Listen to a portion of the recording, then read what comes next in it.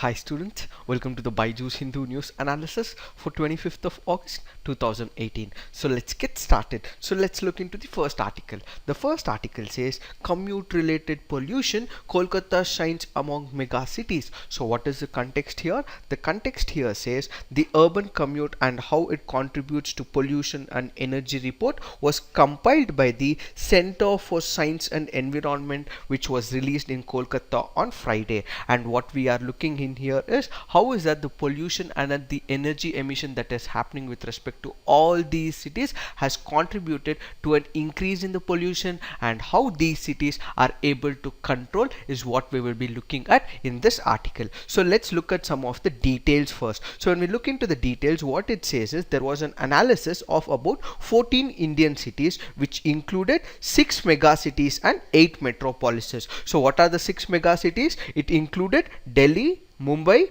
Kolkata, Chennai, Bangalore as well as Hyderabad, and 8 metropolitan cities which included Bhopal, Lucknow, Jaipur, Chandigarh, Ahmedabad, Pune, Kochi as well as Vijayawada. And this survey was based on the pollution as well as the energy consumption from the urban commutation process. So what is the survey all about? So when we look into what the survey was all about, it has basically ranked the cities on two perspectives. One is the overall emission because of the commutation as well as the energy consumption that it takes while the commutation is happening. So every person has to travel within the urban areas, and how is that his travel takes place? Is he traveling via the public transport or is he using the private transport? So if he is using the public transport, what is the overall emission because of the public as well as the private? And if he is using the private transport, what is the energy consumption that's happening overall is what is the perspective. So according to this report, what the picture has clearly given is that the cities were ranked on the calculations of the heat trapping, that is on the basis of the CO2. So let's look at the ranking. So when we look into the ranking, what we see is that Delhi is the lowest ranking megacity, and this is followed by Chennai, Hyderabad and Bangalore. And amongst the best performing megacity, it is Kolkata that is performing better, and it is followed by Mumbai. So among the megacities that is here, so Kolkata is performing much better, and this is at the top of the ranking, which is followed by Mumbai, Bengaluru, Hyderabad, Chennai and Delhi. And when we look into the overall perspective, including the other 8 metropolitan cities, Bhopal is performing much better amongst all these cities. So that is the ranking that we need to understand. So what is the significant aspect? So when we look into the significant aspect, what we realize is why is that Kolkata is performing much better, why not Delhi, why not Bengaluru, or why not Chennai? So when we look into that factor, why Kolkata is performing much better, it is because of the reasons of the public transportation. So in spite of having a massive growth, in spite of having a massive population, what is important is the public transportation is very good in Kolkata, and people are making effective use of all these public transportations, and that's the prime reason as to why the pollution as well as the emission is comparatively less in Kolkata. And this can also be reflected in the Mumbai. So what we also know for the fact is that Mumbai is known for its growth factor. The GDP of the city is comparatively much greater, and what we also come to the conclusion is just because there is an increase in the GDP or the income levels, this does not directly transform into the private automobiles. So there is a conception, right? I mean, there is also this prejudice that if there is more income that is always generated at the individual level, they will obviously have an individual motorcycle or an automobile, and they'll start using the automobile. What Mumbai shows us is this is the contrary. So in case there is public transport at a much higher level, in spite of having much higher income level, people will still use the public transport is what it has said. So what it has proved is that the income levels were not only the reason for the population's dependence on the automobile, and at the same time Chennai was the first city to adopt a non-motorized transport policy in 2004. So what is a non-motorized transport? It is basically including the walking, the cycling, the cycle rickshaws, all of them generating the green mode of transport. So this green mode of transport, what it is effectively doing is the carbon footprint is comparatively low, the energy consumption is comparatively low, and there will be less emissions when we actually walk. And this is what this article all about, and this is all we will have to understand from this article. So moving on, let's look into the next article. So the next article says corruption has eaten into the town planning, observes Supreme Court. So what is the context? So the Supreme Court has given a scathing criticism to all the local bodies and the state governments about the way the implementation has been going, or the way the implementation has been undergoing. So what is the importance here? There has been number of reports with respect to fires in the building, demolition, and building not according to the structure. So what the Supreme Court has said here is the people are dying in building collapses and fires because of corruption has eaten into the town planning and grant of building permits across the country. So what is the background? So when we look into the background, what we realize is, in case there is an individual, he is constructing a house in the city, or there is an apartment that is being constructed, for all these things the local body and the state formulates a structure, it brings up the laws and other things. So what one needs to follow is, an individual or an organization needs to follow certain rules, and it has to seek permission from the number of departments including the state as well as the local authorities. And apart from this, it has to get permission from the fire safety department, it has to get environmental clearance, it has to get the transportation department clearances. All these department clearances needs to be accepted. But what is the problem here? In spite of getting all these clearances, in spite of following the framework, what is happening in this case is that there are thousands of buildings, especially in Mumbai, which are still unsafe, and innocent lives are lost in the mirror of corruption, is what the Supreme Court has said. So what the Supreme Court has clearly taken a stand in this case is that everything is collapsing. You make laws and you break the laws, you are making a mockery of all these laws, is what is being said by the Supreme Court. So you are the one who is making laws, but you are the one who is breaking laws. So you are the one who is constructing laws, but you are the one who is demolishing laws. So where is the implementation? So there have been number of cases in the past where you are the one who's laying all these laws, so you are the one who's giving permission to all these people, and they construct the building, and then you once again come and say that this is an illegal structure, and where is that justice is served to these people? So they are taking one of the instances where they say a person spends over 50 lakh and buys a home, later you tell him his home is illegal and he cannot even live in this area. So this has also been reported in number of regions in Bengaluru. So what the Supreme Court is saying is, though this is coming under the state jurisdiction, the central cannot stay easily. The center cannot say it has no role and fold off its hands, but instead you have number of organizations under your umbrella. So make sure that you are enforcing all these laws. You cannot make a mockery of these laws. The laws are there for the people. It is for these people that the laws are made, and you cannot just make laws and break it as per your convenience. You have given the permission, and tomorrow you are coming back and saying that this is an illegal structure. How can this happen? So when you're doing all this, you're making a mockery of the life of, you're making the mockery of the innocent souls who have passed away because of all these laws that you have come across. So this is what we will have to understand with respect to the corruption in the local governance. So this is one of the aspects. So any question that comes up, kindly remember these remarks that the Supreme Court has given, so that you can use it as a fodder in your mains answer writing. So moving on, let's look into the next article.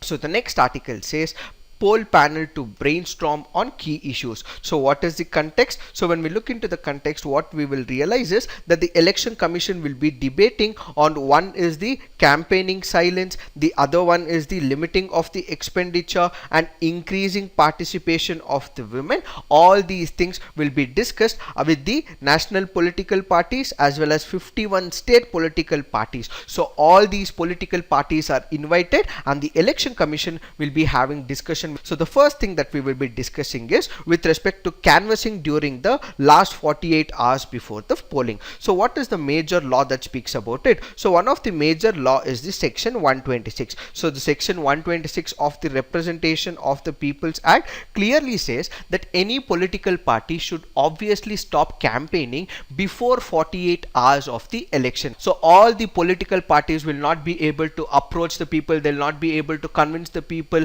and they should not be telecasting anything on the television as well. So that is section 126 of the Representation of the People's Act clearly says that all political parties are restrained from canvassing during the last 48 hours. So what is the current status? The current status is it is only television or cinematography or similar apparatus. There is no provision of social media, there is no provision of the print media. So what the Election Commission with respect to the campaigning silence is asking is, it is asking all political parties, should we include the social media or should we include even the print media? So currently what we have is only the television or the similar apparatus. This does not include the print media. So it is questioning the political parties if print media as well as the social media should be brought under this purview of section 126 of the Representation of the People's Act. So what we will also have to understand is the background details. So what is the background details? So the Election Commission also had appointed one of the committees, and that is the Umesh Committee, and this Umesh Committee was personally appointed by the Election Commission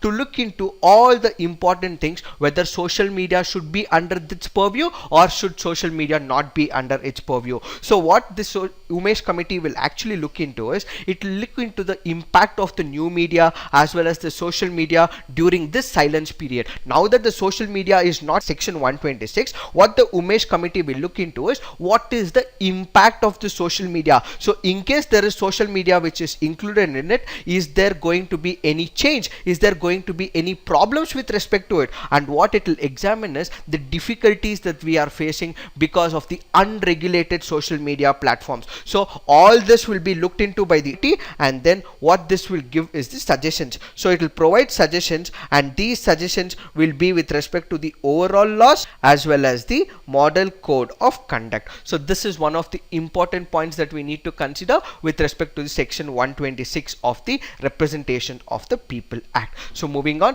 what it further goes on to say is, it is speaking about the ceiling of the expenditure. So currently what we have is that every candidate, whether he is an MLA candidate or an MP candidate contesting the elections, there is restriction on the amount paid by the individual. So there is expenditure restraint on an individual. So what the Election Commission is currently saying is, can we have a ceiling on the party election expenditure? Currently what we have is for an individual. So what the Election Commission is asking all the political parties is, can we have it for a whole political party as a whole? So can BJP have a restraint? Can Congress have a restraint? So all political parties contesting the elections, we will have a restriction for you instead of at the individual levels. So apart from the individual levels, what we will also enforce is the party expenditure. So we would be able to have a clear-cut picture as to where the money is coming from, and in case there is any corruption, we would be able to stop, is what the Election Commission is saying. And at the same time, it has also spoken about the enhanced representation of the women. So when it comes to the women issues, what it has said is that there has been a very abysmal representation of the women. There is only 11.4% in the 16th Lok Sabha, while when we consider the global average, there are only 668 women candidates in 2014. Only 29% of the women candidates were from national and state parties. Number of women voters has increased from 55.82% in 2009 to 65.54% in 2014. And it further says that there are number of countries, let's say for example Sweden, Argentina, Nepal, Afghanistan, Bangladesh, Rwanda, Bolivia, all these countries have laws reserving seats for women in the legislature. We do not have it. We have it only at the third tier, that is at the local panchayati raj system and the urban governance. We do not have it at the parliamentary level and at the state legislature level. So can we enforce this, is what the election commission has said. So as a whole, it will be putting up a proposal to all these parties, and the parties will have to coordinate amongst themselves to bring about a change with respect to all these issues, that is to do with campaign silence, and then to do with the expenditure, and then to do with the women participation. So this is all we will have to understand with respect to this article. So moving on, let's look into the next article. So the next article says ISRO telemedicine notes for soldiers in high altitude. So what is the context? So when we look into the context, it says, in a major effort to improve emergency medical support to soldiers posted in high altitude areas, especially those in Siachen, the integrated defense staff of the defense ministry and the ISRO, that is the Indian Space Research Organization, signed a memorandum of understanding to set up telemedicine nodes in critical places across the country. So what the first question that pops up is, what is telemedicine? So there are number of regions in India which do not have access to hospitals. So there are very isolated regions, and even these isolated regions, there are certain hospitals and these do not have equipment, and what will help in this particular case is the telemedicine. So what happens in telemedicine is, so telemedicine, the ISRO will establish a particular node in a particular area. Let's say there is Bengaluru in Karnataka, and let's say there is an isolated region in Karnataka in some remote place. So what is happening is, there is a person who comes up to this district region and he is supposed to have a particular ECG and there is X-ray, but there is no specialization in that region. So there are doctors, these are general doctors. These general doctors do not have a clear picture of what is happening with that person, but they have a fair bit of an idea of what is a generalist tendency. So what can happen is, there is telemedicine that is set up. So there is a regional hub, let's say Bengaluru is one of the hospitals. So all the ECG or other relevant documents will be showcased in front of another person. So there is video conferencing that is set up in Bengaluru's main office and in the remote place. So they will be able to interact. So there is a general hospital in this isolated region, there is a super specialty doctor who is here. So they'll be able to interact amongst themselves and they'll be able to give temporary relief for that person. So in the future, in case there is any complicated issues, then he may be pushed to the Bengaluru office or to the Bengaluru hospital. Or right now we will have to give him temporary relief. So in order to give this temporary relief is what telemedicine is all about, for which what it has done is, ISRO is actually coming up with a number of nodes, and that it will establish 53 more nodes in the first phase over and above the existing 20 in various establishments of the army, the navy as well as air force. So this ISRO plan of telemedicine was started way back in the year 2001, and this is just a factual data that we need to remember. And what was the need of all this? One of the reasons as to why this is very imperative or important is because during the winter months, many of the remote posts are actually cut off from several months because of adverse terrain and extreme weather, making emergency evacuation nearly impossible. So communication through satellite enabled telemedicine will be a paradigm shift in the delivery of life-saving healthcare till the weather clears up and movement is possible. So in order to give the temporary relief through the satellite communication, ISRO is establishing it. So there will be a lot of complications, but this complication can be shifted in the future. But as of now, this person would require a temporary relief, and in order to provide the temporary relief, that is the process, and that is why telemedicine is established by ISRO. And that is all we will have to know with respect to this article. So moving on, let's look into the next article. So the next article says Quad countries discuss ocean security. So when we look into this article, this was picked up from a day before yesterday's newspaper, and this is the current context. So what is the important thing from the prelims perspective is, what are the Quad countries? So the Quad countries includes India, Australia, Japan as well as United States of America. So one of the important reports by this Quad group is the Quadripartite Commission on Indian Ocean Regional Stability, and this was produced by various think tanks, and this included the Vivekananda International Foundation think tank of India and Australia National University and Sasakawa Peace Foundation of Japan as well as Peace Foundation of United States of America. So what this think tanks have done is they have come up with a report, and this report has about 20 policy recommendations. So let's discuss the major recommendations, what it has said. So one of the major recommendations what it has said is that all these Quad countries will have to work with the countries in the Indian Ocean region to help maintain an independent security and economic policies. So this is one of the most important recommendation. So what it has suggested is that we have all these 4 Quad countries, and these countries will have to coordinate with the Indian Ocean region.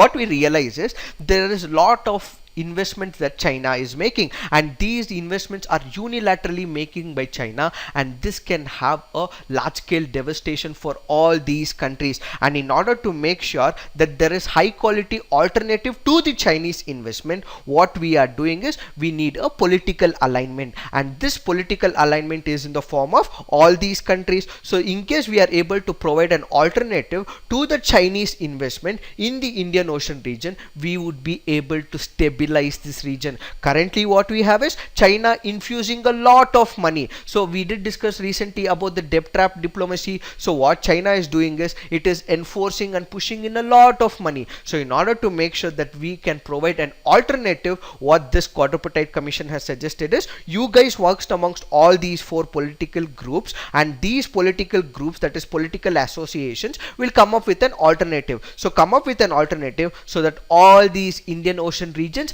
are coming closer to your quadrant group rather than the Chinese investment model. And the second point that it goes on to say is oppose the establishment of the permanent Chinese military bases. So what do I mean by it? Let's say for example China has invested money for the military bases. Let's say it has invested in Djibouti, let's say it has invested in Sri Lanka or in Maldives. So it has invested in number of countries in the Indian Ocean region. So what it has recommended these Quad countries is that in case there is Chinese that is establishing military bases, you will have to tell China, yes, we understand that you have a security imperative, but for this you don't have to establish the military bases, but instead what you need to do is you need cooperation and consultation with other regions. So there are nations, and these nations will help you provide all the security details, but for this you don't have to establish a security military base in these regions is another important recommendation. And apart from this, what it goes on to say is